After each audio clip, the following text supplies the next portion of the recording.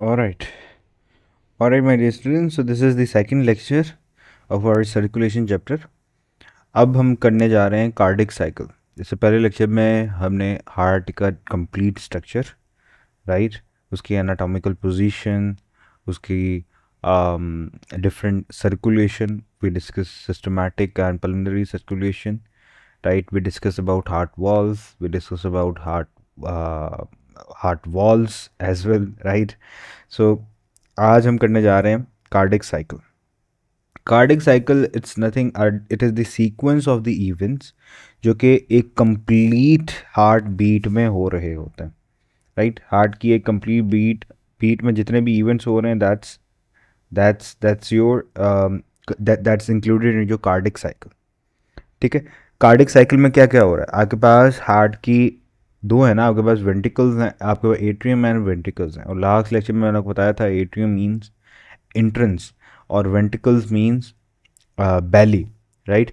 अब ब्लड ने कहाँ से आना है? ब्लड ने जो है, if way talk about right atrium, right side से, तो सुपीरियर और इन्फीरियर वैन क्या हुआ, से मिल आना है ब्लड ने इनटू राइट एट्रियम। अब राइट एट्रियम से जाना है उसने राइट वेंट्रिकल, और राइट वेंट्रिकल से आगे उसने कहाँ जाना? उसने जाना है पल्मोनरी आर्टरी में with after passing the pulmonary wall, right? और बाद में उसकी ये पल्मोनरी सर्कुलेशन कब होगी? लंग्स में जाएगा, डीऑक्सीजनेटेड ब्लड ऑक्सीजनेटेड होगा, और ये लंग्स तक, दो लंग्स हैं तो हमारे पास दो पल्मोनरी आर्टरीज हैं, और फिर चार पल्मोनरी वेन्स आपके पास ऑक्सीजनेटेड ब्लड को लेकर आएंगी लेफ्ट एट्रियम में, लेफ्ट एट्रियम से लेफ्ट वेंट्रिकल, और आफ्टर पासिंग दी अयोटिक वॉल, अयोटा, और फिर पूरी सिस्टमैटिक सर्कुलेशन हो जाएगी, राइट? तो ये हमारे पास एक ओवरव्यू था जो कि हमने पिछले लेक्चर में वैसे डिस्कस किया था। अब ये सारे इवेंट्स हैं जो कि एक कंप्लीट हार्ट बीट में हो रहे हैं। एट्रिया कॉन्ट्रैक्ट कर रहा है, वेंट्रिकल कॉन्ट्रैक्ट कर रहा है, वॉल्स ओपन हो रहे हैं, वॉल्स क्लोज हो रहे हैं। ये सब चीज़ें जो हो रही हैं, that's cardiac cycle, that's your cardiac cycle. अच्छा, हार्ट आपके पास एक एवरेज ह्यूमन हार्ट बीट करता है, एवरेज अगर उसकी कर लें, 70 बीट्स पर मिनट, 70 बीपीएम आपके पास आ रही होती है, राइट? इसको आप इजीली मेजर कर सकते हो। आपने अपनी 3 फिंगर्स लेनी है, राइट? 3 फिंगर्स लेनी है, और आपने अपने दोनों हाथ में से किसी भी साइड पे, आपने थंब वाली साइड पे, रिस्ट में थंब वाली साइड पे रेडियल आर्टरी की पल्स आप मेजर कर सकते हो। आपने 1 मिनट तक 3 उंगलियां रखनी है। जब आपको फील होना स्टार्ट हो जाएगा ना, ठीक है, जब आपको फील होना, आपको जो जो कॉन्ट्रैक्शन है फील होना स्टार्ट हो जाएंगी, आपने अपनी घड़ी साथ रखनी है, और 1 मिनट तक आपने काउंट करते जाना है कि कितनी दफ़ा आपको वो जो कॉन्ट्रैक्शन फील हो रही हैं, ठीक है? That will give your pulse, ठीक है? बीट्स पर मिनट, बीट्स पर मिनट, ये आपके पास मेजर होता है यूजिंग द पल्स। अच्छा, तो यहाँ पे, अच्छा, ये आपके पास हमने डिस्कस किया था कि एवरेज आपके पास क्या कितनी आती हैं बीपीएम्स आपके पास, 70 बीट्स पर मिनट। अब इसकी कैलकुलेशन कर लेते हैं, जो डायरेक्ट बुक में मेंशन है, बट मैं डायरेक्ट बुक में वाली नहीं करना चाहता। I just want to tell you कि किस तरह से कैलकुलेशंस आप करोगे। देखो, 70 बीट्स पर मिनट है, तो पर आवर के हिसाब, पहले पर आवर के हिसाब से देख लेते हैं कि 1 घंटे में कितने होंगे। 70 बीट्स पर मिनट है, राइट? 1 घंटे में 30 मिनट होते हैं, तो आपको 60 से मल्टीप्लाई करोगे तो आपके पास आंसर आ जाएगा 4200 बीट्स पर आवर। अब इस तरह से एमसीक्यूज आ सकता है कि 1 घंटे में कितनी आपके पास हार्ट बीट कर रहा है, राइट? ये पहला एमसीक्यूज बन जाएगा। दूसरा, पर डे के हिसाब से देख लेते हैं। पर डे के हिसाब से, पर डे के हिसाब से क्या होगा आपके पास? एक दिन में 1 घंटे में आपके पास 4200 बीट्स आ रही हैं पर आवर। 24 आवर्स होते हैं पर एक दिन में, तो आपके पास आ जाएगा ये आपके पास आंसर आ जाएगा 1,08,000 बीट्स पर मिनट, बीट्स पर डे। अच्छा, ठीक है। अब पर ईयर में आप कितना करोगे? पर ईयर के हिसाब से भी कर लो। पर ईयर के हिसाब से आपके पास आ जाएंगी, एक दिन में हो रहे हैं ये 1,08,000 पर ईयर। आप इसको मल्टीप्लाई कर दोगे 365 से, आपके पास आंसर आ जाएगा almost 36.8 million beats per year, ठीक है, पर ईयर। और आपके पास ये अब एक साल के हिसाब से, अब इसको एज्यूम कर लो कि एक बंदे की जो एवरेज एज है, for example in Pakistan the average जो मोर्टेलिटी रेट है वो कितना है, आप गूगल करोगे आपको मिल जाएगा। आई थिंक इट्स 68 to 70 ईयर्स। तो 70 ईयर्स के हिसाब से अगर हम देखेंगे 70 साल का एक बंदा जिंदा रहता है, तो आप उसको 70 से जब मल्टीप्लाई करोगे तो होल लाइफ में ये अराउंड आपके आंसर आएगा 2.6 billion, 2.6 billion in life time, ठीक है। अच्छा, अब ये वाले वर्ड है जो आपके पास बुक में मेंशन है, तो ये वाले टर्मिनोलॉजी तो आपने याद रख लेना कि पूरी लाइफ में 2.6 बिलियन टाइम अराउंड ये बीट करता है। और एक मिनट में कितना कर रहा है वो आप कैलकुलेट कर लो, ज़्यादा से ज़्यादा वो, या फिर तो एक आर के हिसाब से पूछ सकते हैं, क्योंकि इतनी बड़ी बायो में इतनी एमसीक्यूज में इतनी कैलकुलेशन वो नहीं करेंगे, ठीक है। तो आप बस एक मिनट के हिसाब से देख लो और लाइफ टाइम में कितना बीट करता है, बाकी आप इसके हिसाब से बाकी जो है आपके पास नहीं आएंगे, ठीक है, क्योंकि लंबी कैलकुलेशन हो जाती है और याद करने में भी मुश्किल है। अब आपके पास जो कंप्लीट आपके पास जो आपके पास कार्डिक साइकिल है, राइट। अब कार्डिक साइकिल ना आपके पास दो पंपिंग सिस्टम है उसके, ठीक है, क्योंकि कार्डिक जो आपका पास हार्ट है that is the double pump. Double pump का मतलब है कि हार्ट के पास ब्लड दो बार आएगा, ठीक है, दो बार किस तरह से आएगा, एक दफ़ा आपके पास बॉडी से ब्लड आएगा हार्ट पे, हार्ट से फिर जाएगा लंग्स में, और लंग्स से दोबारा हार्ट में आएगा और फिर बॉडी पे जाएगा, राइट। तो दो मरतबा भी हमने इसको सारा डिस्कस कर लिया, राइट। अच्छा, तो सबसे पहला काम होता है आपके पास, सबसे पहला काम आपके पास एट्रिया में आपके पास ब्लड आना है, राइट। एट्रिया के अंदर ब्लड आएगा और एट्रिया उस ब्लड को पुश करेगी इनटू द वेंट्रिकल्स, ऐसे ही है ना। तो हम यहाँ से स्टार्ट करते हैं, एट्रियल सिस्टली। अच्छा, ये वर्ड है सिस्टोल वर्ड नहीं है, इट्स सिस्टली, ठीक है। तो आपने ये बात जो है आपने याद रख लेनी है, इट्स सिस्टली नॉट सिस्टोल, और डायसिस्टली, ठीक है, इट्स नॉट डायसिस्टोल। तो यहाँ पे अगर मैं इसको देखूँ, दो टर्मिनोलॉजीज मैंने आपको बताई हैं, one is systole and the other one is diastole, ठीक है। सिस्टली का मतलब होता है contraction, I think it's Greek और Latin, I don't know. Diastole होता है रिलैक्सेशन। तो सबसे पहले एट्रिया के अंदर जो ब्लड आया हुआ है उसने जाना है वेंट्रिकल्स के अंदर। वेंट्रिकल्स के अंदर कब जाएगा, जब आपके पास एट्रिया जो है कॉन्ट्रैक्ट करेगा, राइट। एट्रिया आपके पास कॉन्ट्रैक्ट करेगा, एट्रियल सिस्टली होगी, blood is pushed from atria into ventricles. और इस केस में मैं साथ साथ चीज़ें लिखते जा रहा हूँ, आपने बस देखते जाना है। इस केस में आपके पास एवी जो आपके पास वॉल्स हैं वो क्या होंगी, ओपन होंगी, राइट। आपके पास एवी, आपके पास एट्रियो वेंट्रिकल वॉल जो हैं आपके पास ट्राइकस्पिड वॉल और माइट्रल वॉल्स जो हैं आपके पास वो ओपन होंगी, ठीक है। और आपके पास इस केस में जो सेमीलूनर वॉल्स हैं, सेमीलूनर वॉल्स आपके पास कौन सी हैं, सेमीलूनर में आपके पास pulmonary wall and your एयोर्टिक wall, वो इस केस में क्या हैं, क्लोज हैं। और एट्रियोवेंट्रिकल वॉल आपके पास ओपन है। एट्रियोवेंट्रिकल वॉल्स के बारे में मैं आपको क्या कह रहा हूँ, ट्राइकस्पिड वॉल कहाँ पे प्रेजेंट होता है, tricuspid and your mitral valve. Mitral आपके पास होता है लेफ्ट साइड पे और ट्राइकस्पिड आपके पास राइट साइड पे। और सेमीलूनर वॉल में आपके पास पल्मिनरी है एंड यू हैव एयोर्टिक, ये क्लोज है, ये आपके पास क्लोज है। अब वेंट्रिकल्स जो हैं आपके पास अब वेंट्रिकल में ब्लड आ गया। अब वेंट्रिकल्स ने, अच्छा ये वाली जो बातें हैं ना, ये आपके पास लाइक कार्डिक साइकिल जो है ना आपकी बुक में लिखा हुआ है इनकम्प्लीट है, ठीक है, लेकिन मैंने आपको यहाँ पे ऐड करवा दिया। आपकी बुक में आपके अपने लेवल पे 3 ही फेजेस दिखाए हुए हैं, atrial systole, ventricular systole and diastole, ठीक है, कंप्लीट डायसिस्टली। लेकिन बाकी मैं आपको समझा देता हूँ कि बाकी फेजेस में क्या हो रहा है, ठीक है, क्योंकि ये समझने की ज़रूरत है। और वैसे आपके सिलेबस में इलेक्ट्रोकार्डियोग्राम नहीं है, वरना इलेक्ट्रोकार्डियोग्राम को समझने के लिए ये चीज़ें इंपॉर्टेंट होती हैं। तो उसके बाद आ गया आइसो वॉल्यूमेट्रिक कॉन्ट्रैक्शन। आइसो का मतलब होता है सेम, वॉल्यूमेट्रिक मतलब होता है वॉल्यूम। अच्छा, इस केस में वॉल्यूम वेंट्रिकल जो है, वेंट्रिकल सिस्टली बिगिन होगी, वेंट्रिकल सिस्टली बिगिन हो रही है, शुरू होना स्टार्ट हो रही है, राइट। आपके पास अब एवी वॉल जो है वो क्लोज हो चुके हैं। अब इसकी रीज़न क्या है? जाहिर सी बात है, मैंने आपको बताया था एवी वॉल्स क्यों क्लोज होंगे। एवी वॉल्स, मैंने आपको पिछले लेक्चर में बताया था कि वॉल्स जो हैं वो क्लोज होते हैं, और वॉल्स की क्लोजिंग जो है वो एक पैसिव प्रोसेस है, it's not an active process. मतलब कि मसल कॉन्ट्रैक्ट नहीं करते, ए वॉल जो है वो क्लोज होते हैं ड्यू टू प्रेशर डिफरेंसेस।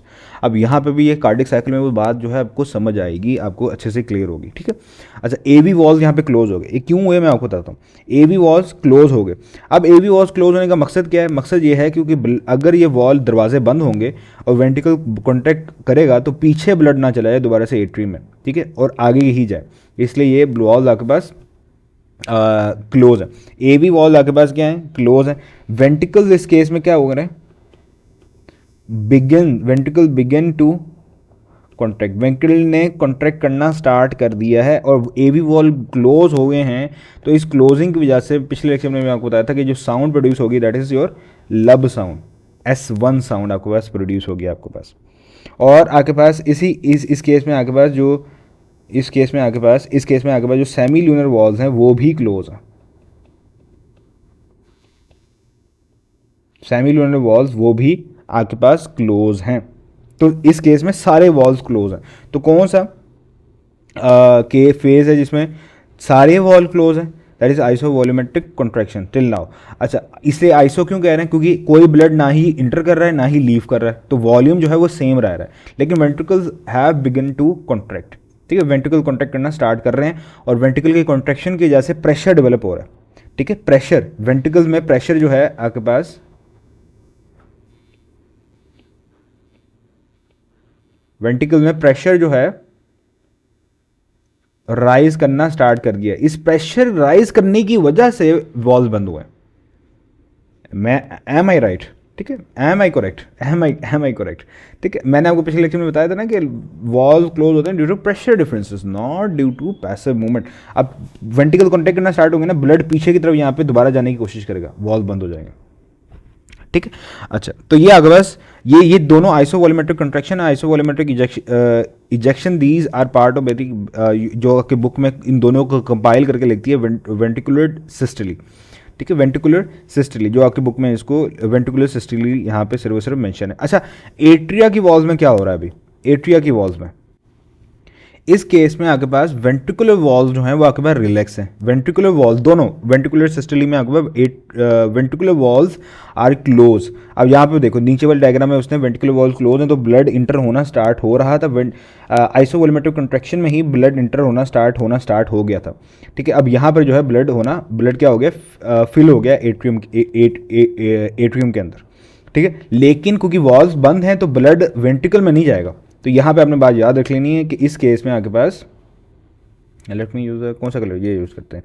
यहाँ पे आपके पास वेंट्रिकुलर वॉल्स जो हैं, आपके पास जो एट्रियल वॉल्स हैं, एट्रियल वॉल्स वो क्या है? रिलैक्स हैं और ब्लड इंटर हो रहा है, blood is entering, blood fill हो, एट्रिया जो है ब्लड से फिल हो रहा है, ठीक है। अच्छा, उसके बाद आपके पास होता है वेंट्रिकुलर इजैकुलेशन, वेंट्रिकुलर सिस्टली होती है आपके पास। ब्लड आपके पास इस केस में आपके पास राइट वेंट्रिकल से अयोर्टा में और अयोर्टा से बॉडी में जाता है।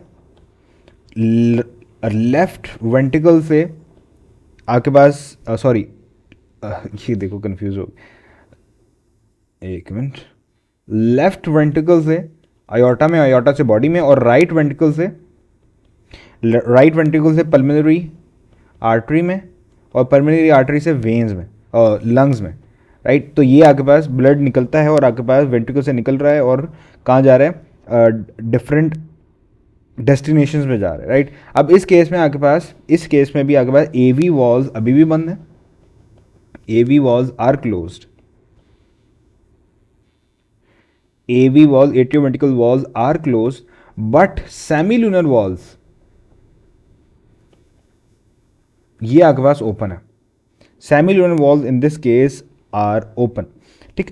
उसके बाद आपके पास होती है वेंट्रिकुलर डायसिस्टली या फिर तो कंप्लीट डायसिस्टली, ठीक है। अच्छा, अब ब्लड जो है वो वेंट्रिकल से निकल गया, अब आपके पास होनी है आइसोवॉल्यूमेट्रिक रिलैक्सेशन। इस केस में आपके पास क्या होगा?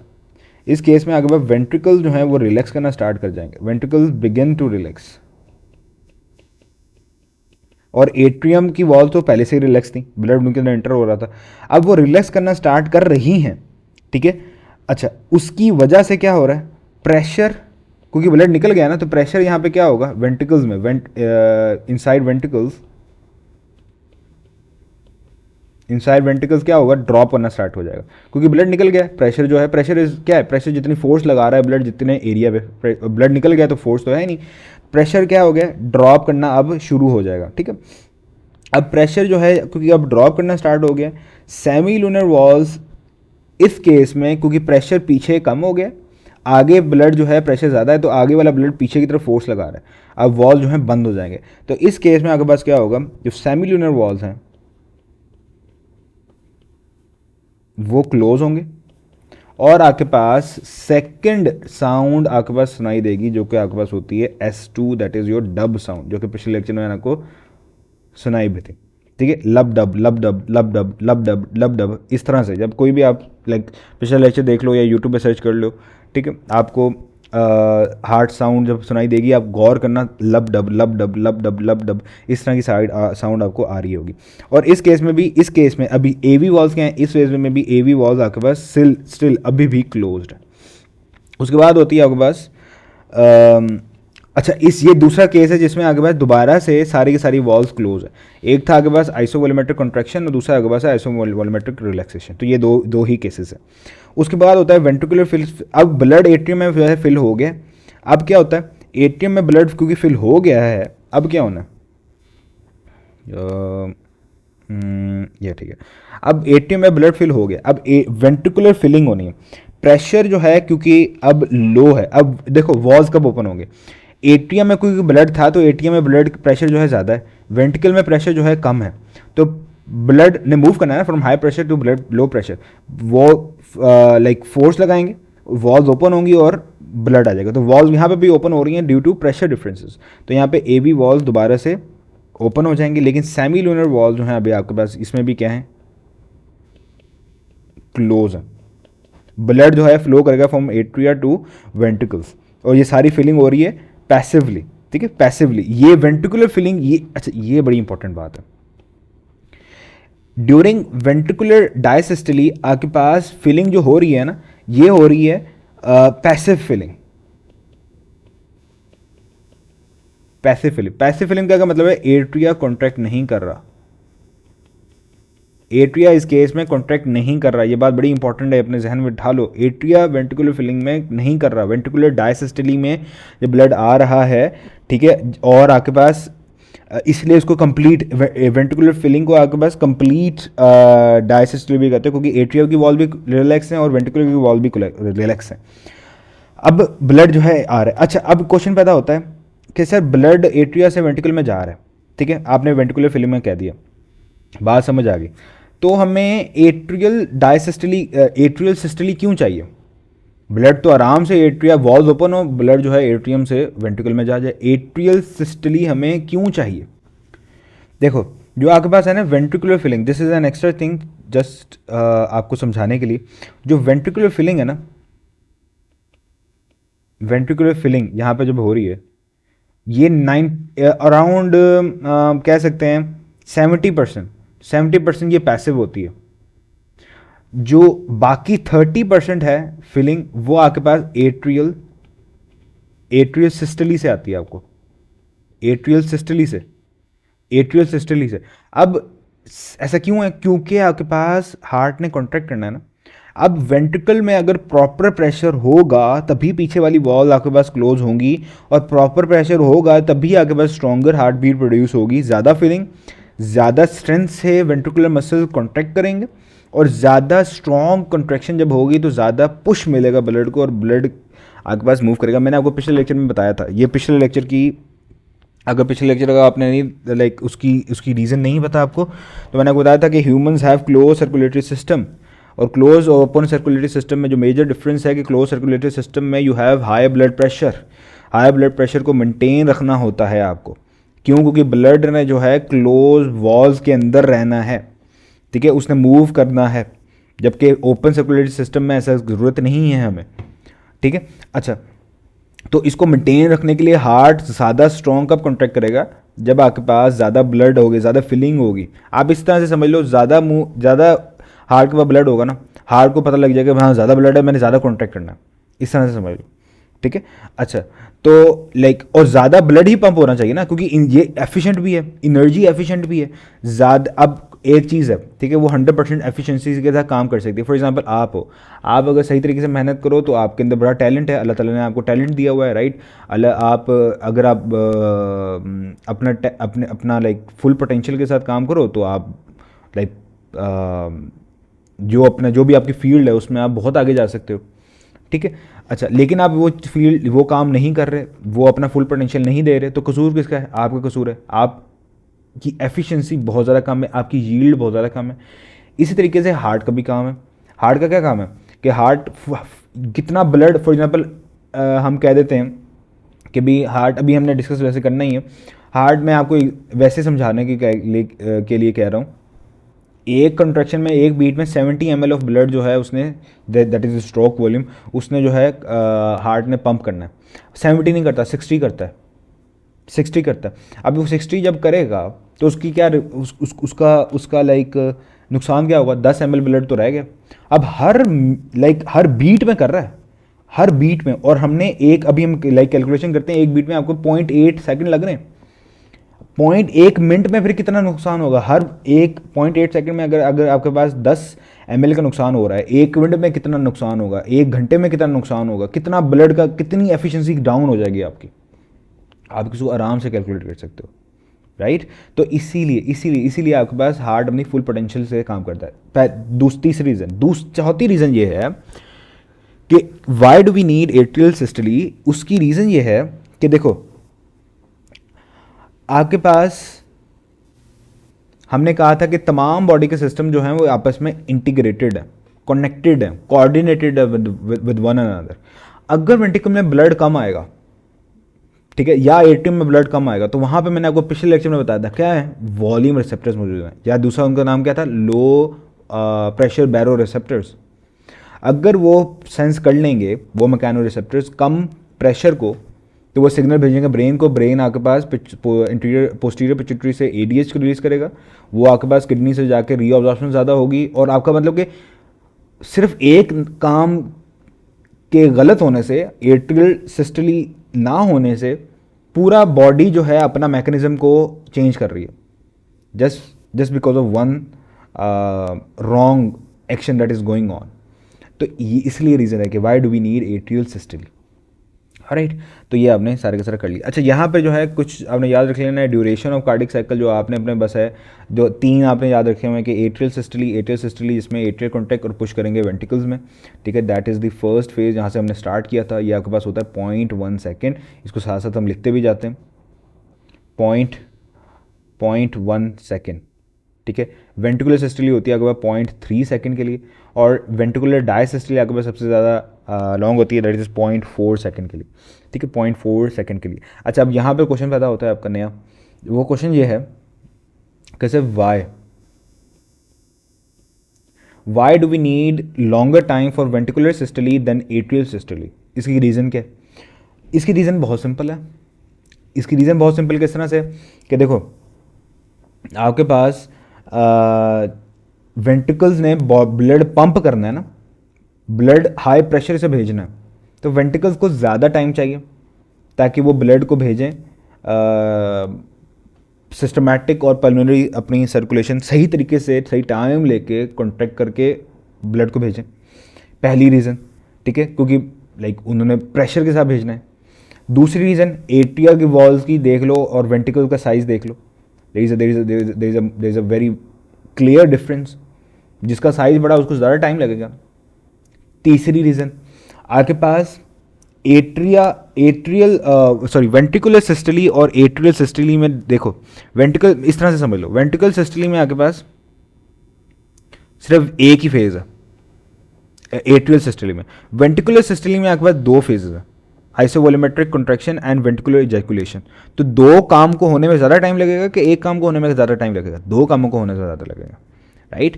तो ये रीज़न थी। तो आपके पास 3 फेजेस जो आपके बुक में लिखे हुए हैं, दैट इज एट्रियल सिस्टली, ये वाला पहला phase 0.1 second, ventricular systole that is 0.3 second, and complete diastole या ventricular diastole that is 0.4 second. तो आपने ये सारे के सारे याद रख लेने हैं। आगे हमारे पास कुछ टर्मिनोलॉजीज हैं जो कि आपने याद रखनी है। सबसे पहली है हमारे पास स्ट्रोक वॉल्यूम। स्ट्रोक वॉल्यूम आपके पास वो एक बीट में हार्ट जो है कितना ब्लड पंप कर रहा है, that is your stroke volume. ठीक है, स्ट्रोक वॉल्यूम एक बीट में कितना ब्लड जो है निकल रहा है। अच्छा, यहां पर वेंटिकल से कितना निकल रहा है। अच्छा, यहां पर जो है ना इस डेफिनेशन में बहुत ज़्यादा इंपॉर्टेंट बात है, बाय आ वेंट्रिकल। मैं आपको क्वेश्चन पूछता हूं कि भाई एक है क्वेश्चन नहीं, आपके पास 2 वेंट्रिकल्स है ना, लेफ्ट वेंट्रिकल है आपके पास और आपके पास राइट वेंट्रिकल है, राइट। अच्छा, वेंट्रिकुलर लिखा है, वेंट्रिकुलर, वेंट्रिकल, वेंट्रिकल। अच्छा, ये 2 वेंट्रिकल हैं आपके पास। राइट वेंट्रिकल ने ब्लड कहाँ पे भेजना है, आपके पास भेजना है पल्मोनरी आर्टरी में, पल्मोनरी आर्टरी में जाएगा फिर पल्मोनरी सर्कुलेशन के लिए, और लेफ्ट में भेजना है अयोर्टा में। क्या ये स्ट्रोक वॉल्यूम जिसकी वैल्यू है 70 ml, ये बात आपने याद रख लेनी, 70 ml है। ये 70 ml का मतलब है कि हार्ट दोनों को, मतलब कि कितना ब्लड अयोटा में जाएगा, कितना ब्लड पल्मोनरी आर्टरी में जाएगा, ये दोनों को मिलाकर 70 ml आंसर आ रहा है, या फिर तो किसी एक वेंट्रिकल का। द आंसर इज किसी एक वेंट्रिकल का, मतलब कि ये भी ब्लड होगा 70 ml, ये भी होगा 70 ml। इसलिए डेफिनेशन में लिखा है बाय आ वेंट्रिकल। ये कोई भी वेंट्रिकल हो सकता है, लेफ्ट वेंट्रिकल, राइट वेंट्रिकल, दोनों में इक्वल ही आपके पास ब्लड जो है पंप हो रहा होगा। ठीक है, तो ये आपने यहाँ पे कंफ्यूज नहीं होना। उसके बाद आ जाता है cardiac output. Cardiac output 1 minute में जो है एक वेंट्रिकल कितना ब्लड पंप कर रहा है। ठीक है, अच्छा यहाँ पे एमसीक्यूज भी दे सकता है कि दोनों वेंट्रिकल का मिलाकर कितना होगा 140। ठीक है, दोनों को मिलाएंगे तो आपके पास कितना आंसर आने का 140। तो यहाँ पे एमसीक्यूज के लिए अपने याद रख लेना है। उसके बाद हमारे पास है cardiac output. Cardiac output 1 minute में कितना कर रहा है, तो कार्डिक आउटपुट का फॉर्मूला ये है आपके पास, कार्डिक आउटपुट इसको ओ सी ओ से रिप्रेजेंट करते हैं। इट इज स्ट्रोक वॉल्यूम, कितना ब्लड एक बीट में कन्वर्ट हो रहा है, मल्टीप्लाई बाय हार्ट रेट।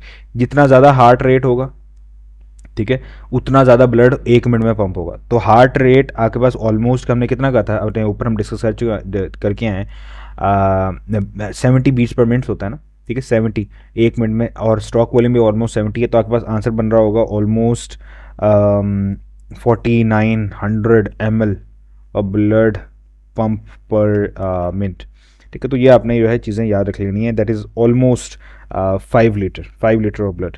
ये भी आपके पास एक। अच्छा, यहाँ पे क्वेश्चन पैदा होता है कि आपने यहाँ पे आउटपुट का वर्ड क्यों यूज़ किया। लाइक आउटपुट का मतलब कि मैं क्या स्ट्रोक आउटपुट कह सकता हूँ, या फिर तो क्या मैं इसको कार्डिक वॉल्यूम कह सकता हूँ। इसकी क्या रीज़न है, देखो स्ट्रोक का वैसे मतलब होता है ना, स्ट्रोक का मतलब होता है एक कंप्लीट मोशन, मतलब कि एक हार्ट ने कंप्लीट का एक कार्डिक साइकिल की है, जो कि अभी हम ऊपर सारे कुछ डिस्कस करके आए। एक कंप्लीट कार्डिक साइकिल में जो होता है ब्लड पंप कर रहा है, ठीक है, वो आपके पास क्या है, दैट्स योर स्ट्रोक वॉल्यूम। और स्ट्रोक वॉल्यूम का लिटरली यूनिट भी आपके पास यही है, ml। कार्डिक आउटपुट डिफरेंट चीज़ है कि कार्डिक आउटपुट में टाइम भी आ जाता है। कार्डिक आउटपुट में 1 मिनट में कितना ब्लड वो पंप कर रहा है, 1 मिनट में, तो इसका यूनिट क्या बनेगा, ml पर मिनट। कार्डिक आउटपुट, इसलिए आउटपुट आप यूज करोगे, यहाँ पे आप वॉल्यूम यूज नहीं कर सकते, और यहाँ पे स्ट्रोक आउटपुट आप यूज नहीं कर सकते, स्ट्रोक वॉल्यूम आप यूज करोगे। ठीक है, तो ये आपने जो है चीज़ें ये अपने जहन में रखनी है, these are just some terminologies. ठीक है, तो ये आपके पास था सारे का सारा your your each and everything about your cardiac cycle. अब हम आगे चलते हैं, ब्लड वेसल्स की तरफ। ब्लड वेसल आपके पास we have 3 types of blood vessels major. आपके पास क्या है, आपके पास है arteries, vein, arteries, capillaries and veins.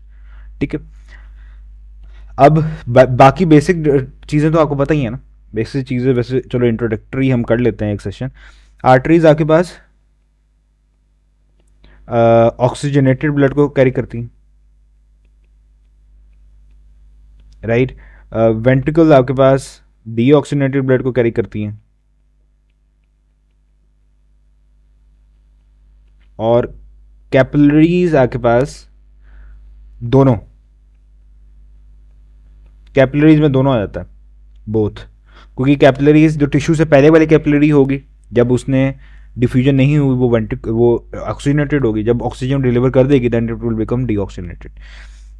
अच्छा, आर्टरीज ऑक्सीजनेटेड ब्लड कैरी करती हैं। एक्सेप्शन क्या है आपके पास? एक्सेप्शंस मैंने आपको पहले लेक्चर्स में बता चुका हूँ, there are 2 exceptions. We have pulmonary artery जो कि डीऑक्सीजनेटेड ब्लड को कैरी करती है, and we have umbilical artery जो कि अगेन डीऑक्सीजनेटेड ब्लड को कैरी करती हैं। अब इसकी रीज़न भी समझ लो। इसकी रीज़न क्या है कि भाई क्यों आपके पास मैंने आपको पिछले लेक्चर में बताया था, बल्कि हम इसका स्ट्रक्चर डिस्कस कर लेना आर्टरी का, फिर आपको ये रीज़न समझ आएगी।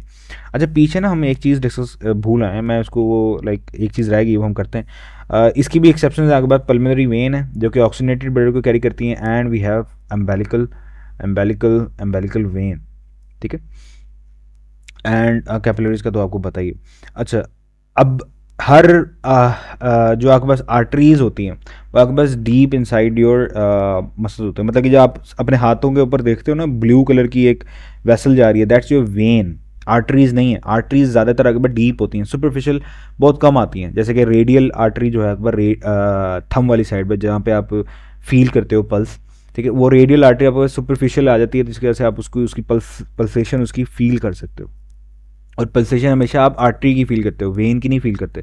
वो हम डिफरेंसेस में भी हम करते हैं, ठीक है। तो आर्टरीज ज़्यादातर डीप होती हैं, और आर्टरीज में आपके पास ऑक्सीजनेटेड ब्लड है, तो ऑक्सीजनेटेड ब्लड का कलर क्या होगा? Bright red. डीऑक्सीजनेटेड ब्लड का कलर क्या होता है? Dark red. ऑक्सीजनेटेड और डीऑक्सीजनेटेड ब्लड में कितनी % ऑक्सीजन होती है, कितना सेचुरेशन होती है, ये हमने रिस्पायरेशन वाले चैप्टर में एक एक चीज़ डिस्कस की थी, और वहाँ पे मैंने आपको एक्सेप्शन अच्छे से बताई थी। तो रिस्पायरेशन वाले चैप्टर में जाओ, वहाँ पे जब हम कर रहे थे ये डिफरेंट कॉन्सेंट्रेशन, वहाँ पर आपने आराम से, क्योंकि हर एमसीक्यू को कनेक्ट करने की कोशिश कर रहा हूँ, ऑक्सीजनेटेड ब्लड कितना सेचुरेटेड है, कितने %, कितने वॉल्यूम ऑफ ऑक्सीजन इसमें प्रेजेंट है, कितने volume of carbon dioxide present है, एक्सेट्रा, ठीक है। तो ये आपने चीज़ें यहाँ पे कर लेनी है। जो पीछे वाली चीज़ हम एक जो भूल के आ गए हैं, that is the mechanism of heart excitation and contraction, जो कि आपके पास प्रेजेंट है। मैकेनिज्म यहाँ पे हम लिख लेते हैं, मैकेनिज्म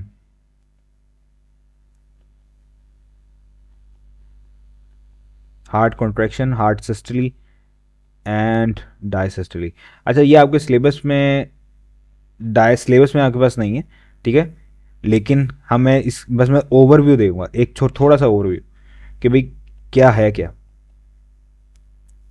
ठीक है क्या चीज़। देखो, हार्ट को हमने कहा था कि heart is myogenic in nature.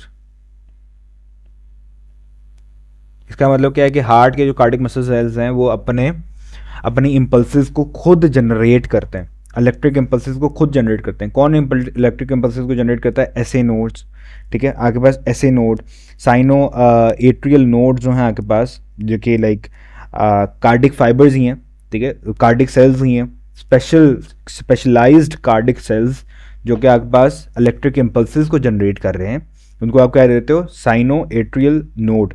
ये आपके पास कहाँ पे प्रेजेंट होते हैं? आपके पास प्रेजेंट होते हैं एट योर राइट एट्रियम में, ठीक है। तो ये आपने यहाँ पे लिख लेना है, ऐसे नोड्स आपके पास कहाँ पे प्रेजेंट होते हैं? राइट एट्रियम में। तो कॉन्ट्रैक्शन सबसे पहले कहाँ पे जनरेट होंगी? कॉन्ट्रैक्शन तब होगी ना जब इलेक्ट्रिक इम्पल्स आएगा मसल के बाद, मसल कॉन्ट्रैक्ट करेगा, तो वो कहाँ पे जनरेट होंगी? सबसे पहला कौन सा पार्ट कॉन्ट्रैक्ट करेगा? आपके पास राइट एट्रियम। हालांकि राइट एट्रियम लेफ्ट एट्रियम में कोई लाइक बहुत माइन्यूट सा डिले होता है, लेकिन वो सिंक्रोनाइज ही होते हैं ऑलमोस्ट, ठीक। आपने बस ये रखना है कि सिंक्रोनाइज होता है। अच्छा, इसको साइनो एट्रियल नोड हम कहते हैं कि लाइक मैंने आपको पहले भी बता चुका हूँ, नोड का वर्ड जहाँ पे भी आ जाएगा ना उसका मतलब होता है क्लस्टर। नोड का मतलब होता है क्लस्टर, ठीक है। एट्रियल का मतलब है क्योंकि ये एट्रियल पार्ट में है, ठीक है। और साइनस का मतलब है क्योंकि ये sinus the sino atrial region of the right atrium में प्रेजेंट होता है, ठीक है। That is near the superior vena cava, ठीक है। तो इसको उस रीजन को कहते हैं साइनो एट्रियल रीजन, ठीक है, वहाँ पे प्रेजेंट है near the superior vena cava.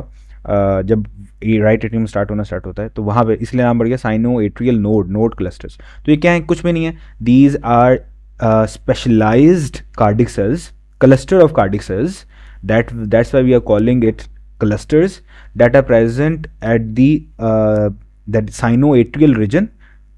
This sinoatrial region is present near the superior vena cava, near where the superior vena cava enters the right atrium, right? And that's why we are calling it sino and atrial. This is related to right atrium, sinoatrial nodes. ठीक है, ये आप नाम याद रखिए। ये आपके पास electric impulse को जनरेट करते हैं। अब आपके पास पंजाब टेक्स्ट बुक है ना, बड़ी एक इंपॉर्टेंट बात लिखती है, वो ये लिखती है कि ये जो स्पेशलाइज्ड कार्डिक सेल्स होते हैं, दे हैव फ्यू मायोफिब्रिल्स, ठीक है, and they have diffusely oriented cardiac fibers, few myofibrils and few nerve endings from the autonomic nervous system। ठीक है, अब इसका क्या मतलब है? इसका क्या मतलब है कि लाइक आपके पास ये जो ऐसे नोड हैं, यहाँ पे जो कार्डिक सेल्स हैं, they have few myofibrils. Myofibril का क्या काम था? ठीक है, अब कार्डिक सेल है तो कार्डियो मायोफिब्रिल्स का काम, कार्डियो फिब्रिल्स का काम है कि भाई कॉन्ट्रैक्शन उसने करवानी है। हमने स्पोर्ट एंड मूवमेंट में अच्छे से डिस्कस किया था कि मायोफिब्रिल्स आपके, हमने उसको लाइक क्लासीफाई किया था, उसको हमने अच्छे से डिटेल से हमने डिस्कस किया था। ठीक है, अच्छा, अब मायोफिब्रिल्स का काम है आपके पास कॉन्ट्रैक्शन करना। अब ऐसे नोड का इसका अल्लाह ताला ने देखो ना कितना खूबसूरत बनाया आपको। मैं हमेशा कहता हूँ ऐसे नोड पे जहाँ पे जो कार्डिक सेल्स हैं, उसका मेजर काम क्या है? उसका मेजर काम क्या कॉन्ट्रैक्शन है, क्या इलेक्ट्रिक इम्पल्सेस को जनरेट करना है? द आंसर इज ऐसे नोड पे जो वहाँ पे जो कार्डिक सेल्स मौजूद हैं, द स्पेशलाइज्ड कार्डिक सेल्स, उसका काम है इलेक्ट्रिक इम्पल्सेस को जनरेट करना रादर देन कॉन्ट्रैक्शन करवाना। तो वहाँ पर जो ऐसे नोड वाले जो कार्डिक सेल्स हैं जिन्होंने इलेक्ट्रिक इम्पल्सेस को जनरेट करना है, उनके पास दे हैव फ्यू मायोफिब्रिल्स। ठीक है, फ्यू मायोफिब्रिल्स, उनका मेजर काम ही क्या है? इलेक्ट्रिक इम्पल्सेस को जनरेट करना। और क्यों? इसकी रीजन क्या है? अब देखो, इसको कहते हैं खूबसूरती, कि जितने कम मायोफिब्रिल्स होंगे उतनी ज़्यादा कम एनर्जी लगेगी मसल कॉन्ट्रैक्शन में, और उतनी कम जितनी एनर्जी लगेगी कॉन्ट्रैक्शन में, उतनी ज़्यादा एनर्जी लगेगी in order to generate the electric impulses. और जितनी ज़्यादा एनर्जी लगेगी इलेक्ट्रिक इम्पल्सेस को जनरेट करवाने में, उतना ज़्यादा आपके पास सिंक्रोनाइज और इतना ज़्यादा जो हार्ट के जो सारा कंडक्शन है, क्योंकि because heart is myogenic in nature, heart has to produce his own impulses, right? तो उतना ज़्यादा हार्ट सही तरीके से और नॉर्मली और अपना लाइक नॉर्मली कॉन्ट्रैक्ट करेगा, रिलैक्स करेगा। That's the reason.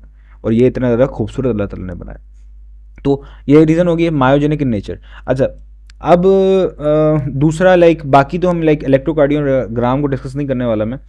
यहाँ पे दूसरी जो क्वेश्चन पैदा होता है वो ये होता है कि सर फिर ऑटोनॉमिक नर्वस सिस्टम का क्या काम है? ऑटोनॉमिक नर्वस सिस्टम का यहाँ पे फिर क्या काम है? लाइक आपके पास हम ये डिस्कस करते हैं ना कि ऑटोनॉमिक नर्वस सिस्टम की फॉर एग्जांपल एमसीक्यूज आ रहा है कि हार्ट क्योंकि मायोजेनिक नेचर है, हार्ट ने जो है अपने इम्पल्सेस को खुद जनरेट करना है। तो ऑटोनॉमिक नर्वस सिस्टम की जो नर्व इम्पल्सेस हैं जो हार्ट की तरफ आ रही हैं, अगर हमको कट कर दें तो क्या हार्ट बीट करता रहेगा? द आंसर इज यस, करता रहेगा। क्यों? क्योंकि heart is myogenic in nature, heart खुद इलेक्ट्रिक इम्पल्सेस को जनरेट कर रहा है, वो बीट करता रहेगा। फिर नुकसान क्या होगा? नुकसान ये होगा जो ऑटोनॉमिक नर्वस सिस्टम की जो इम्पल्सेस होती है ना, they regulate the heart contraction and relaxation, the heart cardiac cycle. मतलब कि जो स्ट्रेस में कोई स्ट्रेस वाली कोई कंडीशन आ गई है, अब आपके पास दिल को तो नहीं पता कि भाई जो स्ट्रेस आ गया, उसको तो ब्रेन बताएगा कि भाई स्ट्रेस आ गया है, ठीक है, और आपने स्ट्रेस वाली सिचुएशन है तो आप जो है अपनी जो लाइक बीट जो कर रहे हो वो ज़्यादा अपनी हार्ट रेट को बढ़ा दो, ठीक है। ज़्यादा हार्ट रेट करोगे, स्ट्रेस वाली सिचुएशन है जो कि हमने डिस्कस की थी, राइट। आपने फाइट और फ्लाइट रिस्पॉन्सेज में ये तो होता है, हमने पैरासिम्पैथेटिक और सिम्पैथेटिक नर्वस सिस्टम को डिस्कस किया था ना नर्वस कोऑर्डिनेशन में। अब ऑटोनॉमिक नर्वस सिस्टम की सप्लाई आपने हार्ट को रोक दी है, तो heart in such stress situations normal breath करेगा, आपका हार्ट रेट इंक्रीज नहीं होगा, राइट। तो ये आपने चीज़ें जो है याद रख लेनी है। ये वाला भी एक इंपॉर्टेंट क्वेश्चन था जो बच्चों के जहन में आता है। And this goals for even for exercise, ठीक है। तो कोई क्वेश्चन पूछे what happens during exercise without autonomic nervous system supply. तो आपके पास अगर आपने लाइक ऑटोनॉमिक नर्वस सिस्टम की सप्लाई, और मैं दोनों बात कर रहा हूँ, सिम्पैथेटिक और पैरासिम्पैथेटिक, दोनों सप्लाई आपने रोक दी, कट कर दिए, तो आपके पास even during exercise heart rate आपका इंक्रीज नहीं करेगा, ठीक है, आपके पास इंक्रीज नहीं करेगा तो लाइक अगेन आपके पास मसले तो हो जाएंगे। तो ऑटोनॉमिक नर्वस सिस्टम कंट्रोल करता है आपके पास रेट, राइट, ये आपके पास जनरेट नहीं करता हार्ट कॉन्ट्रैक्शन को। ब्लड वेसल्स की वॉल हम डिस्कस करते हैं। सबसे पहले ब्लड एक जनरल डिस्कस कर लेते हैं। ब्लड वेसल की वॉल आपके पास आर्टरी और वेन के बारे में हम डिस्कस करते हैं। दिस इज योर आर्टरी, इसके नीचे वेन है। इन दोनों की वॉल्स 3 लेयर से मिलकर बनी हुई है। यू हैव टूनिका एक्सटर्ना, जो कि सबसे बाहर वाली लेयर है। This is the layer tunica externa, सबसे बाहर टूनिका कहते हैं लेयर को, राइट। तो एक्सटर्ना सबसे बाहर वाली लेयर, सबसे बाहर वाली लेयर जो होती है वो कनेक्टिव टिश्यू और इलास्टिक फाइबर से मिलकर बनी होती है, ठीक है। उसके बाद आ जाती है अगर टूनिका मीडिया। टूनिका मीडिया जो मिडिल लेयर है, ठीक है, मिडिल कवरिंग है, that is made of again elastic fibres, but this layer है इज मस्कुलर लेयर। और मसल यहाँ पे कौन से प्रेजेंट होंगे, कौन से मसल यहाँ पे प्रेजेंट होंगे, we will have smooth muscles. यहाँ पे कौन से मसल प्रेजेंट होंगे, स्मूथ मसल्स यहाँ पे प्रेजेंट होंगे आपके पास। फिर आपके पास आ जाती है inner layer, that is endothelium, that is your tunica intima. और यहाँ पे एंडोथीलियम होगा आपके पास, और आपके पास लूज कनेक्टिव टिश्यू भी आपके पास प्रेजेंट होगा, loose connective tissue, loose connective tissue. और उसके बाद अब इन तीनों लेयर्स को हम कंपेयर कर देते हैं वेन के साथ। देखो वेन की सबसे आउटर कवरिंग, वेन और आर्टरी की आउटर कवरिंग में क्या फ़र्क है, आगे बाद टूनिका एक्सटर्ना और tunica externa of when and artery. तो डिफरेंस ये है कि टूनिका एक्सटर्ना जो है आपके पास वेन की वो क्या है, थिन है, वो आपके पास क्या है, थिन है। उसके अलावा टूनिका मीडिया जो है आपके पास muscular layer, that is also thin. Tunica tunica media sorry, that is also thin. और टूनिका मीडिया वो तो एंडोथीलियम लेयर ही है, वो तो लाइक ऑलमोस्ट सेम ही रहेगी टूनिका इंटीमा। लेकिन अब बोर साइज देखो, दरमियान में ये वाला जो है सेंट्रल लूमेन जो है आपके पास, यहाँ पर ये है और यहाँ पर आपके पास साइज बड़ा हो गया। क्यों, क्योंकि 2 लेयर छोटी हो गई ना, साइज बड़ा हो गया। तो आपके पास जो ल्यूमन साइज है वो वेन का ज़्यादा होता है एज कम्पेयर टू आर्टरीज, ठीक है। और इसी वजह से आपके पास वेन्स को आप कहते हो कैपेसिटेंस वेसल्स। ये अपने एमसीक्यूज के लिए बड़ा इंपॉर्टेंट है, कैपेसिटेंस वेसल्स।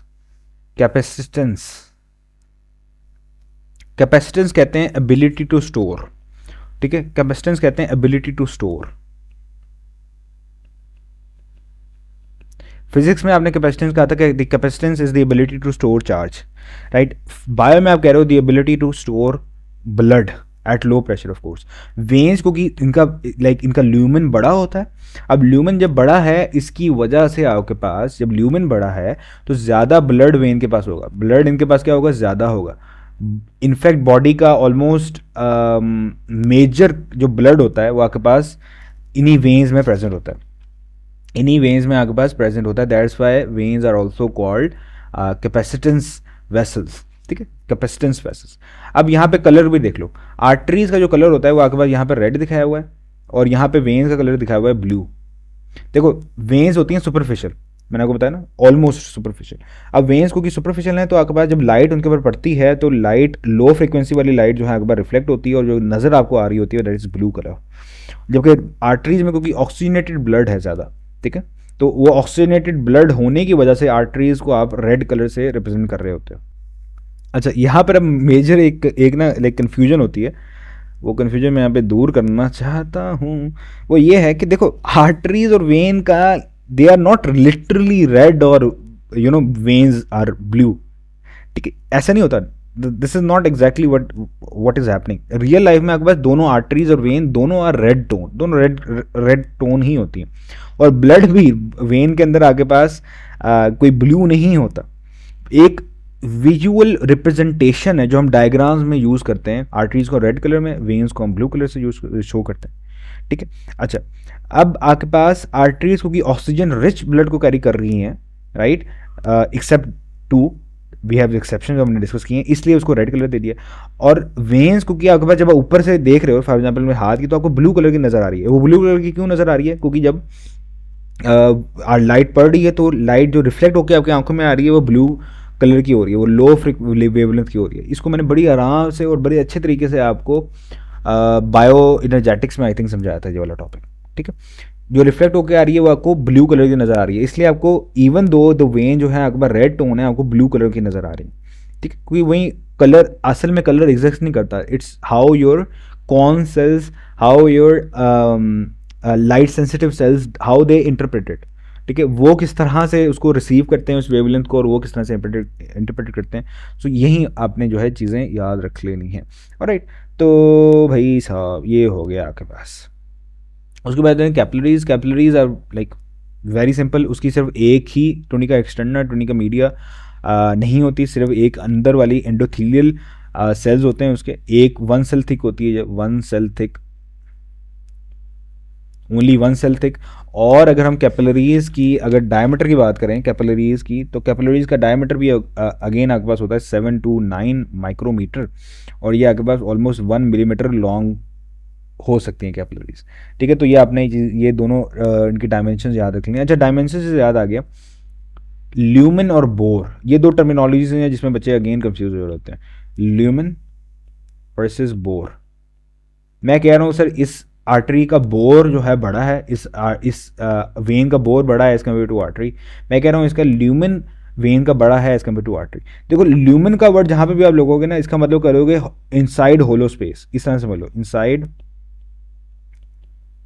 होलो स्पेस, उसके अंदर जो जितनी स्पेस है दैट इज ल्यूमेन। बोर आपका टर्म होता है उसका डायमीटर कितना है, उस स्पेस में जो डायमीटर है वो कितना है।